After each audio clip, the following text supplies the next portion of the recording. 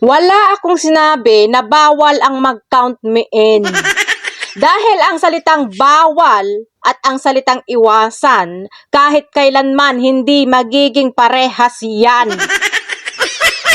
Kahit pa-review mo lahat ng mga video ko, kung may sinabi akong bawal ang mag-count me in. Wala akong sinabing ganon. Ang palagi ko lang sinasabi is iwasan ang palaging pakikipag-follow to follow dahil magkakaroon ka ng restriction kapag nasobrahan mo ito. Dahil kapag palagi kang nare-restrict, bumababa din ang visibility ng mga videos mo or masyado ban ang account mo. Kaya kung napapansin mo, habang dumadami ang followers mo na galing sa F2F, bumababa din ang views ng mga videos mo. Kaya palagi kong sinasabi ito sa inyo na iwasan ang palaging mag-count me in. Dahil gusto kong umangat kayo. Dahil hindi ka naman kikita sa bilang ng followers. At hindi lahat ng followers mo ay manonood sa mga videos mo. Kundi sa mga content natin ang magpapaangat sa atin. At sa content tayo magkakaroon ng earnings. Kaya dapat mag-focus lang tayo sa paggawa ng content, huwag sa pakikipag-follow to follow. Dahil ang followers ay kusang dadami yan